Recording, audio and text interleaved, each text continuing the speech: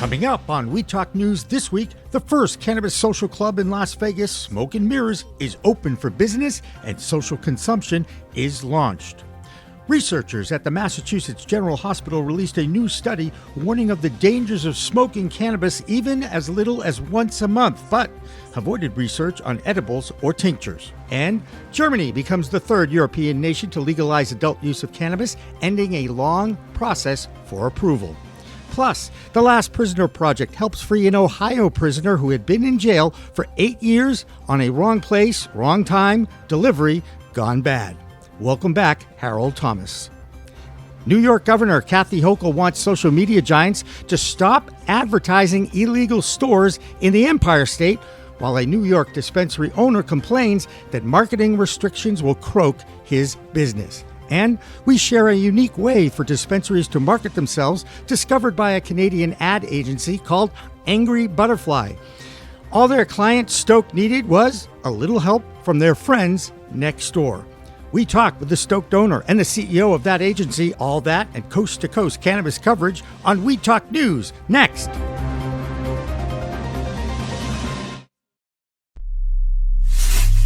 We are Pro Cannabis Media.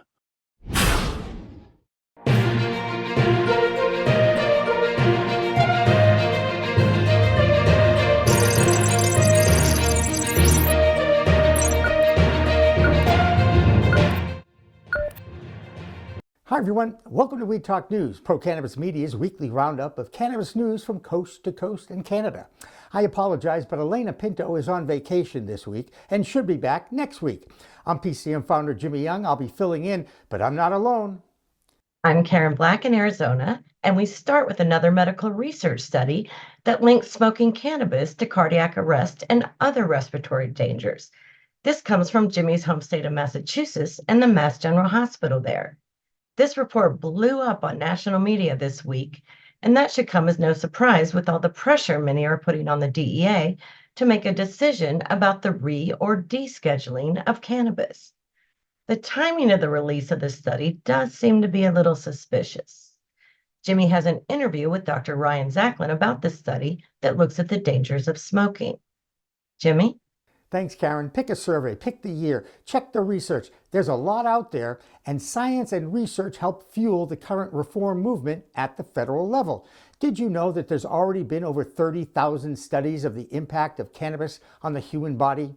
Australia, Europe, and even here in the US, there's other evidence that supports casual smoking is still relatively benign. However, every medical doctor I've talked to about this over the past 5 years is concerned with any inflammation of any product. Dr. Ryan Zaklin is a specialist in integrative medicine and an expert on the endocannabinoid system. Dr. Z, thank you so much for joining us here tonight. Yesterday, Mass General Hospital and their researchers released a study that major television networks are jumping on and major periodicals are jumping on, and people are a little freaked that casual cannabis use can increase your risk of a cardiac event or stroke. What's your reaction when you hear about 435,000 people answering a phone call and getting questions asked about this?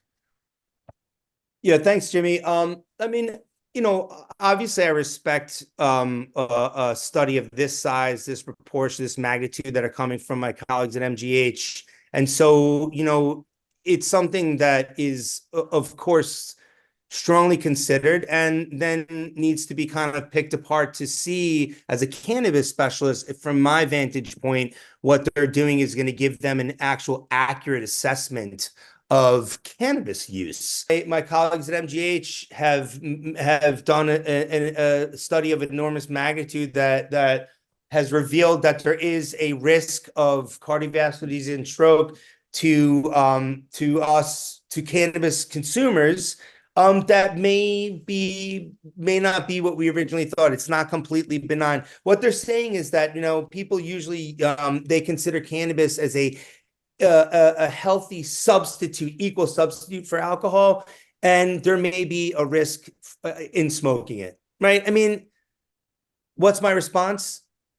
Is that a surprise? I mean, I mean, people, it's not that I don't think anybody's smoking it thinking that, wow, this has zero negative effects on me.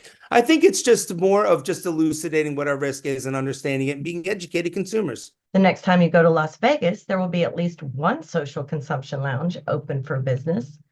Smoke and Mirrors opened this week, just a few blocks off the main strip on Sammy Davis Jr. Drive. The lounge is attached to the Thrive Market dispensary, but don't think you can buy a Thrive and then bring that into the lounge, because you can't. Control of the product is paramount in Nevada. That's just one of the rules, and there are plenty more. For instance, you cannot partake in public or let anyone see you consuming inside the lounge. You can get some infused mocktails with various amounts of THC, and water is given out free of charge.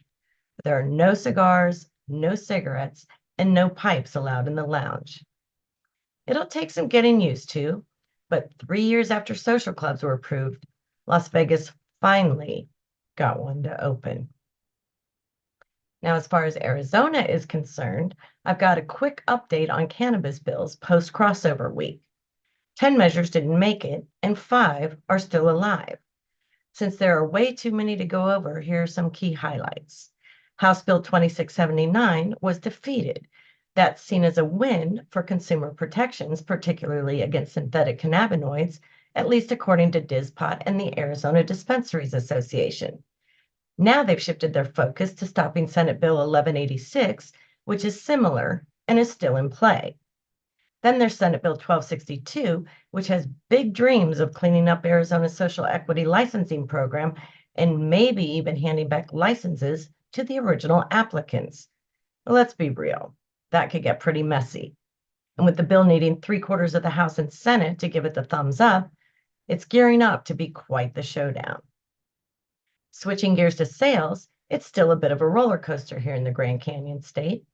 According to the number crunchers at headset.io, Arizonans forked over $103.4 million for cannabis last month. That's nearly a 10% dip compared to January last year, and the average item price dropped by more than $3 year over year. Since hitting a high note in February 2022, sales have been on a bit of a slide. Headset's take? We're witnessing a market in search of balance amid changing consumer preferences and evolving regulations. Ain't that the truth? That's it for Arizona's Cannabis Report this week. I'm Karen Black from Greenfinger Consulting, reporting for Weed Talk News. There is some good news from the Last Prisoner Project to share this week. Their founder, Steve D'Angelo, is dedicating the rest of his life to freeing all current prisoners who are serving sentences for nonviolent cannabis crimes. Harold Thomas was serving an 8-year sentence for trafficking cannabis in Ohio, but LPP was able to get him released, and he's now reunited with his family. Harold's story is about being in the wrong place at the wrong time. A so-called friend who had already been arrested was cooperating with police and set up an interstate delivery and asked Harold to join him. Not sure if they're still friends. Now, in other state news, Oregon is a mature cannabis adult use state, but sales are declining. Regulators there continue to make it as difficult as possible to have a vibrant business in the industry. Here's Marianne Kersagi. I'm Marianne from Alibi with this week's Oregon Cannabis Report for Weed Talk News. Oregon is in the news again this week.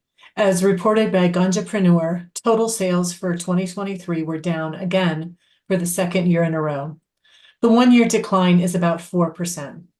It's also interesting to look at weight sold, which provides additional insight into the dilemma of price compression. Unfortunately, the state's reporting tool only provides data for 2 months of 2023, so it's hard to see where the variance comes from. Another item to note is that MJBiz posted the change in cannabis licenses across the U.S. The West Coast had a steep decline in total licenses. Oregon's drop was only 0.2%, while California and Nevada were down 19 and 15% respectively. These mature states show the impact of price compression and oversaturation. Another result of over-licensing is the impact of accounts payable and accounts receivable. It was again discussed last week at Benzinga in LA. The impact of cash flow problems cannot be understated. Retailers are required to pay their taxes, and if they don't have a good handle on cash flow, producers are the ones who don't get paid. Requiring COD would fix this. Oregon's regulators show no interest in helping to build a thriving cannabis industry. And next week, the Minority Cannabis Business Association will be hosting an equity workshop tour here in Portland, looking for great conversation and ideas about how the cannabis industry can be more inclusive and supportive of all. That's the Oregon Cannabis Report for this week. I'm Marianne with Alibi. Did you know that Michigan is the second biggest cannabis market behind California? And now Michigan is expanding the products available for consumption. They include chocolate-flavored strawberry pre-rolls and even infused gelato. Yum. Most expect New York to be a huge player in this space, but they have so many issues, including quite a few lawsuits and an overabundance of illegal stores, so it'll certainly take some time. New York Governor Kathy Hochul continues to try to help the fledgling market and is asking Google, Yelp, and Meta Facebook to stop taking advertisements for illegal operations in her state. Marketing restrictions, more illegal stores than legal ones, and growing competition have all added to the challenges in New York State to survive, let alone thrive. Well, that hasn't stopped the drive of Christopher Smith. Here's his New York Cannabis Report. I'm Christopher Smith, bringing you the New York Report for Weed Talk News. A couple of stories from the anemic New York cannabis market today. But first, I would like to, as always, tweak the noses of my Cali friends. Last week, I reported that there was a scheme to sell off confiscated bongs and glassware in the parking lot of the California Highway Patrol's Los Angeles headquarters. They were seized from illegal dispensaries around the state, and they were hoping to make up some portion of the $14.4 million in unpaid cannabis taxes. Well, congratulations, boys. You raised $2,075. Way to go, coppers. Still no answer to the missing weed riddle that was also confiscated during all those raids. So meanwhile, the surrounding states to New York are raking in the dough from weed sales. Itty-bitty New Jersey, just a little bit to our south and west, has sold $2 billion worth of legal weed since 2018. New York, of course, trumpeted the fact that they made about $500 million last year. So we're way behind every surrounding state and every other state in cannabis industry history. Back to New York. The Office of Cannabis Management has managed to open a whopping 75 stores now, and they're trumpeting that as well. Not bad for a state of 20 million citizens, 1 million commuters every day, and 65 million tourists. You can do the math on how many of those people get to shop in each dispensary around the state of New York. The Office of Cannabis Management has released new figures on licensing. And here's a note. After a lawsuit by veterans who were shut out of licensing last year, despite being highlighted in the law as a target group for licenses, the state has awarded a paltry 14% of licenses to the veterans and 66% to social equity applicants, and that's who they've been targeting all along. This is New York's way of giving the finger to the veterans, or maybe not, maybe just not that many veterans applied, after all, to be fair. Governor Hochul has demanded that Google and other search engine giants stop supporting illegal cannabis shops by running their ads. Well, that's a pretty novel and intellectual approach, but how about just kicking in some doors, confiscating the weed and the bongs, and selling them off in the parking lot? I'm Christopher Smith, giving you the New York Report for Weed Talk News. Well, it took a few years, but Germany finally changed their laws about cannabis. This week, their government finally approved a legal medicinal cannabis plan, but that's only the first phase for this country. Phase 2 is going to be in the future, and that will include sales to adults, but that won't happen for some time. The new laws allow for personal possession, home grow, and the opening of cannabis social clubs. Now, the biggest change in this new law is the removal of cannabis from their narcotics list. That is the German version of the Controlled Substances Act schedule that the U.S. has to deal with. And you probably already know that federal reform here in the United States has stalled in Washington, D.C. In Germany, the hope is that a vibrant medical market will emerge, but don't look for any stores or dispensaries to open anytime soon. Still, the German medical market is expected to explode, and many Canadian and American companies are looking to gain an early advantage. That includes Aurora, Tilray, and Curaleaf. Speaking of multi-state operators, publicly traded Trulieve continues to make headlines, but the question is, does that company actually make any money, or are they just making it and putting it right back into the operation, if you will? Now, when it comes to publicly traded companies, we turn to Doug Miller. I'm Doug Miller from High on Wall Street with this week's cannabis stock report for Weed Talk News. Trulieve Cannabis Corp revealed that it has received $113 million worth of tax refunds as it challenges what it owes under Section 280E of the IRS code. Trulieve is also seeking $31 million in state tax refunds. In a fourth quarter earnings report, Trulieve said it has received $62 million worth of tax refunds during the quarter ending December 31st. It also received a total of $113 million in refunds to date, including $50.3 million received in January 2024. It also received one rejection notice in the amount of $1.2 million. Trulieve's balance sheet shows $180.4 million in uncertain tax position liabilities as of December 31st. Most of that uncertain tax liability relates to Trulieve's position on 280E tax refunds, according to a regulatory filing. Trulieve reported a $33 million net loss for its fourth quarter. Quarterly revenue was $287 million, and Trulieve's net loss for its full 2023 fiscal year was $527 million. Trulieve's full year revenue was $1.13 billion, but that's down 7% from 2022. The company reported $208 million in cash at the close of 2023. Let's see how this affects the stock chart. It was trading around $9.68, and it was curling up nicely to make a nice run, but this news made it dip a little bit. So I would watch for more dips as it sets up, and it will run. So lock in those profits because you know these cannabis stocks are crazy. And that's this week's Cannabis Stock Report. Reporting for Weed Talk News, I'm Doug Miller. Weed Talk News is sponsored by the Union Square Travel Agency, a new travel agency in New York City. This Union Square Travel Agency specializes in journeys of a different kind. They sell cannabis. Visit them at 13th and Broadway in New York City or log on to unionsquaretravelagency.com. Cannabis can impair concentration and coordination. Do not operate a vehicle or machinery under the influence of cannabis. Concerned about your cannabis use? Text HOPENY or call 1-877-8-HOPE-NY or visit oasas.ny.gov/Hopeline. What would a newscast about the cannabis industry be without mention of a lawsuit? This week, once again, it's a California company that is still moving products out of that state and selling to another state. Sounds like interstate commerce to me, doesn't it? We know that's not legal.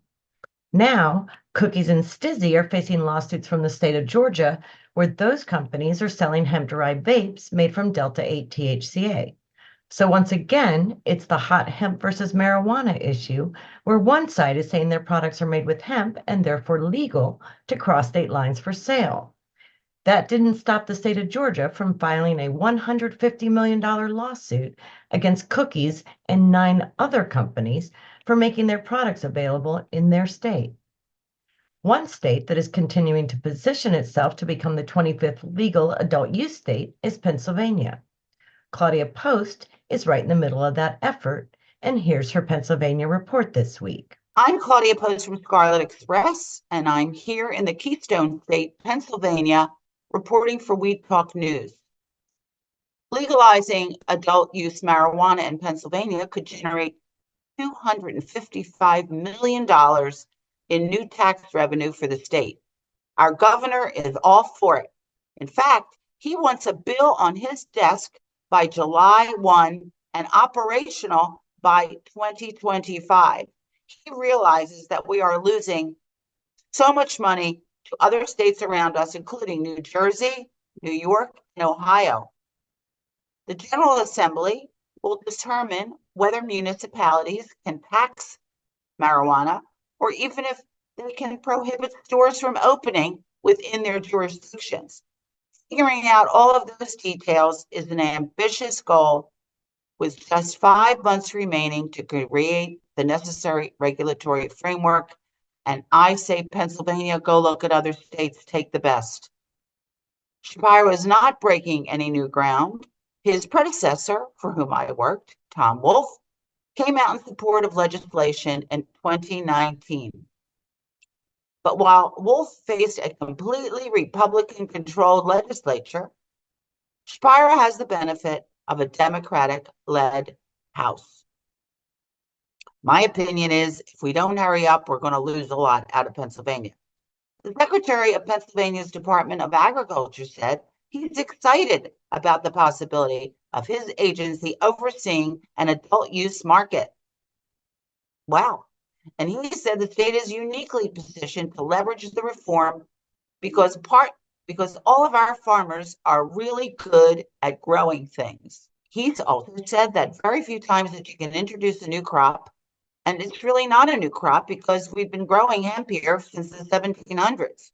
At this stage of the conversation around the department's involvement in marijuana regulations, it's mostly theoretical.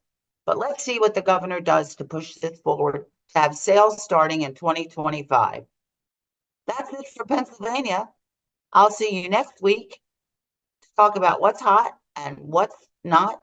For Weed Talk News, have a fabulous week. Being in the cannabis business is extremely difficult for many reasons besides banking. No business write-offs. You probably know about that wicked 280E clause. And then there are limits on marketing and advertising. It's the marketing challenges that caught my eye this week when I saw a story about an agency in Toronto, Canada, Angry Butterfly, and one of their clients, a dispensary called Stoked. Well, they identified a loophole in those strict marketing regulations. Their challenge: if you can't promote your own store, how about the businesses next to your dispensary? How did you go about pitching your neighbors and explaining to them what you're looking to do? When you're in plazas similar to the ones that Stoked has stores in, you end up becoming friendly with your neighbors. You know, you're running over looking for change for your cash register. You're offering coffee as you're heading to the coffee shop. So we know the folks in our plaza. And as Brent and I chatted about this really innovative and interesting idea, it was just a conversation with our neighbors to see, first of all, they had to be pro cannabis. Some of them may not have been interested, but at the end of the day, it was just a wonderful opportunity for everyone. Yeah. Brent, how did you guys go about getting around some of the blocks that the various social media platforms have out there for anything with the word cannabis or any other word that is related to that plant? We really didn't know what was going to pass through or what wasn't. So we had like a plan A, B, C ready to go. We shot the videos, for example, with a bunch of different ways to say things, certain things in the background, certain things we took out. So we have a lot of different editing options that we were ready for in case it got rejected or the videos got rejected. Same for the print, the out-of-home, the transit shelters. We put our best foot forward, thinking that there's a potential it could get rejected. So we used our best judgment, thinking, okay, if we said this, maybe the filters will pick it up. So let's do a version without the word cannabis, with the word cannabis.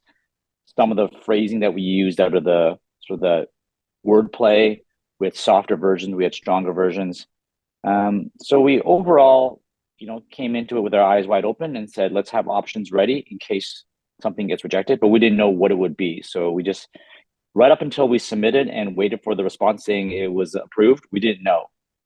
Even the out-of-home stuff we sent through, we uploaded the files and we're just sort of waiting for an email back saying, hey, we know what you're doing here. That's not allowed. So we were just sort of on pins and needles waiting, and nothing happened. everything went live and it was all approved. So at the end of the day, also, we feel we're actually not breaking any rules. We're promoting a bookstore or a nail salon, and their location happens to be beside the, yeah, there's wordplay and dual language that, we all know, but it's officially on paper legal. So it should have been approved. If you want to watch the entire interview, you'll find it on demand on our YouTube channel, our LinkedIn page, and also on demand on procannabismedia.com. And since we're already in Canada, why don't we check in with our correspondent up there, Debbie Facey, with this week's Canadian Cannabis Report. This is your Canadian correspondent, Debbie Facey, with the Canadian Trade this week.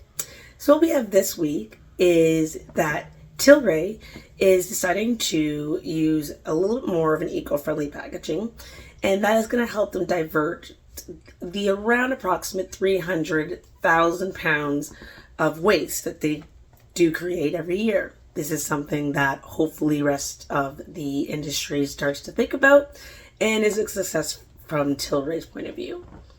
Next, what we have is that the Federal House of Commons Standing Committee on the Finance recommendation when it comes to the Canadian excise tax to a 10% ad valorem rate, aiming to make taxation a bit more fair.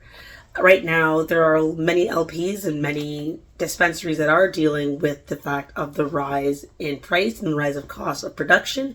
And this is something that hopefully they are able to not only introduce, but will also save the industry when it comes to just their overall finances. And last but not least, we have Canada now actually having to garnish many of their consumers, most of their employees' wages due to the fact of their non-payment of taxes. This is going to be a consequence due to the Canada Revenue Agency, and they have decided to garnish the delinquent practices that most of these stores have been putting in place. This is something that hopefully they don't prolong, but at the same time, we also are able to see a change so there aren't too many people having garnishes and the industry can be successful. This is Debbie Facey, your Canadian correspondent with Weed Talk News with the Canadian Trade this week. Peace. Ohio was the 24th state to legalize adult use sales, but the rollout of that market with the proper regulations has been stalled by their legislature. Once again, it's a battle between two political parties, which are trying to change the law that was voted in by their constituents. Here's Harry Bernstein with the Ohio Cannabis Report. This is Harry Bernstein with Verde Compliance and the Ohio Cannabis Report for Weed Talk News. Last November, Ohio voters legalized the sales and adult use of cannabis, giving lawmakers 9 months to put a program in place. Although some Republicans, including Governor DeWine and Senate leaders, have slowed the process by proposing major changes to the law, the Ohio House seems committed to upholding the will of the voters and allowing this process to move forward. Over the last 2 weeks, Ohio's Division of Cannabis Control has proposed several regulations to have the adult use program up and running by the end of the year.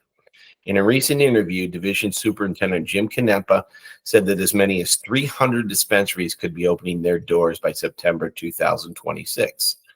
Some of these proposed laws and regulations include creating a dual-use license for existing medical dispensaries so that they can begin adult use sales quickly, reducing fees for caregivers, patients, and license holders, creating 50 new dispensary licenses that will specifically reserved for businesses from communities disproportionately impacted by the failed war on drugs. After decades of delay, it looks like Ohio adults will finally be granted the freedom to choose cannabis. On a related note, Ohio legislators have proposed a bill to help law enforcement agencies defer the cost of replacing their drug-sniffing canines. Those dogs can no longer be used as they have been trained to detect cannabis, which Ohio voters have made legal. That's the Ohio Cannabis Report for this week. I'm Harry Bernstein with Verde Compliance Partners reporting for Weed Talk News. Well, it's taken a while, but Virginia lawmakers have finally approved adult use sales of cannabis in that state. Both the House and the Senate approved the same bill this week, paving the way for licensing to begin by September 1st of this year. When will sales start for adults? Well, they're targeting May of 2025. Now, speaking of new markets for sales, it's time to look at Connecticut, another relatively new state that's going through some growing pains. Sales are down, but the passion for the cause and the growth of that market is strong. The state of Florida has been talking for months about preparations for an adult use law to pass at the ballot box in November. One of the suggested proposals to amend that law, before it even gets accepted, was to limit the amount of THC in products for sale. Well, that didn't happen before the legislature ended their session, and now it's all up to Florida residents to make the change and allow adult use sales to begin.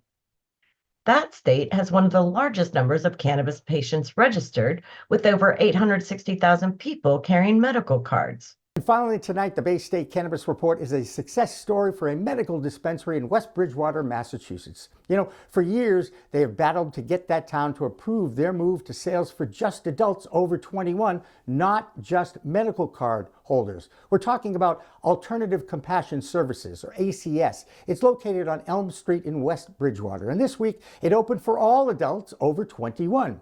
The CEO there is an old friend of mine named Stephen Werther, also from Newton, Massachusetts, who is passionate about how this plant medicine can help people improve their lives. Documenting the journey to commence operations is what his son Cody did, and he's a very talented multimedia journalist. Check out this short video. It started as an ambition. Back in 2011, I became very interested in the fact that I was going to be able to help people using cannabis. And then you game plan. Hi, my name is Stephen Werther. I'm the president of Alternative Compassion Services. And you get to work.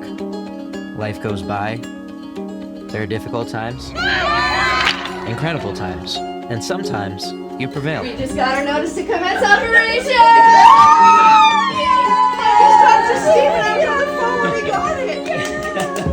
You remember why you started. We're keeping our medical license because that was the whole reason why we went into business. You remember who got you there, and you operate with quality, integrity, and safety. That's the ACS way. Congratulations to Stephen and the whole ACS family. Now about that Hull location. Oh yeah, that's the next battle. Good luck with that one. Hey, that's this week's We Talk News. Regular anchor Elena Pinto will be back next week. So for Karen Black in Arizona and the entire We Talk News team, I'm PCM founder Jimmy Young. Remember, it's a whole new world of weed out there. Use it responsibly.